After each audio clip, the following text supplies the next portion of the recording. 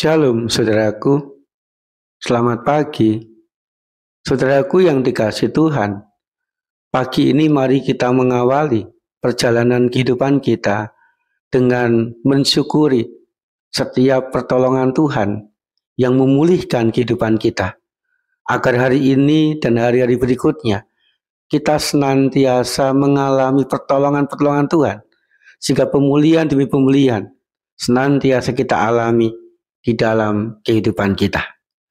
Saudaraku, mari kita mendasari kehidupan kita hari ini dengan membaca dan merenungkan firman Tuhan.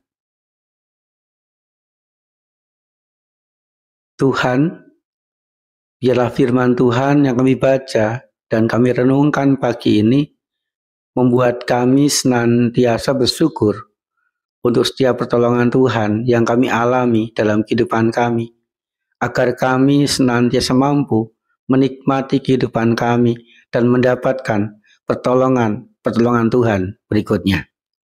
Amin. Saudaraku, pagi ini kita akan membaca dan merenungkan firman Tuhan Lukas pasal 17 ayat 18. Tidak adakah di antara mereka yang kembali untuk memuliakan Allah selain orang asing ini? Saudaraku yang dikasihi Tuhan, ketika Tuhan Yesus dalam perjalanan ke Yerusalem dan ketika ia menyusuri perbatasan Samaria dan Galilea, ia bertemu dengan 10 orang yang kena kusta, kena penyakit yang menajiskan dirinya. 10 orang itu sangat menderita karena dinyatakan najis, maka ia tidak boleh beribadah di bait Allah. Karena dinyatakan najis, maka dia tidak boleh berkumpul dengan saudaranya dan ia harus tinggal di perbatasan kota, tersingkirkan, tidak ada yang memperhatikan. Saudara, ketika ia berjumpa dengan 10 orang itu, 10 orang yang kena kusta itu berteriak dan memohon belas kasihan Tuhan.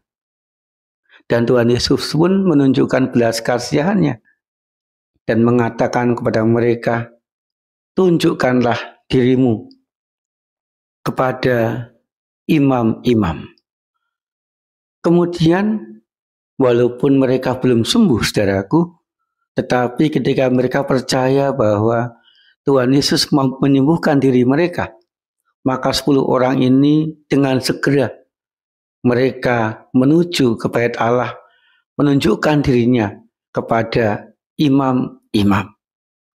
Dan luar biasa, saudaraku, ketika mereka dalam perjalanan menuju ke bait Allah itu, mereka mengalami kesembuhan.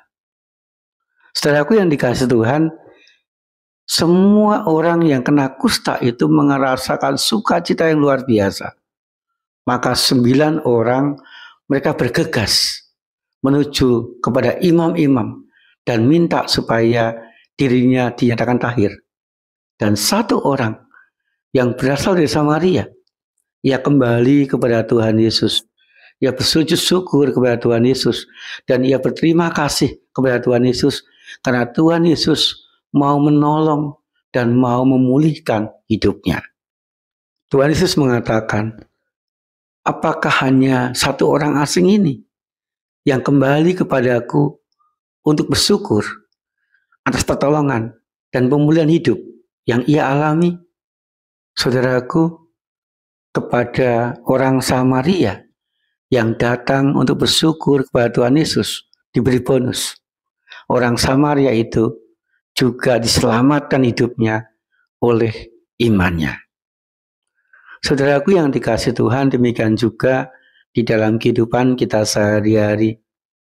Mari kita senantiasa bersyukur untuk setiap pertolongan-pertolongan Tuhan yang kita alami, untuk setiap pemulihan kehidupan yang Tuhan berikan dalam kehidupan kita, agar ketika kita bersyukur, kita mampu menikmati segala sesuatu yang Tuhan berikan dalam kehidupan kita. Dan ketika kita bersyukur, kita pun akan mengalami pertolongan Tuhan selanjutnya, pemulihan Tuhan lebih luar biasa di dalam kehidupan kita. Sehingga saudaraku, jangan lupa bersyukur untuk setiap pertolongan dan pemulihan Tuhan dalam kehidupan kita. Amin. Saudaraku, mari kita berdoa. Tuhan, pagi ini sungguh kami bersyukur firman-Mu yang menguatkan kami, untuk kami bersyukur atas segala peristiwa yang kami alami, atas setiap pertolongan Tuhan yang memulihkan kehidupan kami, agar kami mampu menikmati kehidupan kami dan mendapatkan pertolongan Tuhan selanjutnya dalam hidup kami. Kami serahkan Tuhan perjalanan kehidupan kami hari ini ke dalam tangan-Mu, agar kami boleh berhasil dan bahagia bersama dengan Tuhan. Di dalam nama Tuhan Yesus Kristus kami berdoa. Amin. Saudaraku yang dikasihi Tuhan, jangan lupa bersyukur untuk pertolongan Tuhan, agar kita mengalami pertolongan Tuhan selanjutnya, dan kita bisa menikmati kehidupan kita dengan bahagia. Tuhan Yesus senantiasa menyertai dan memberkati kita.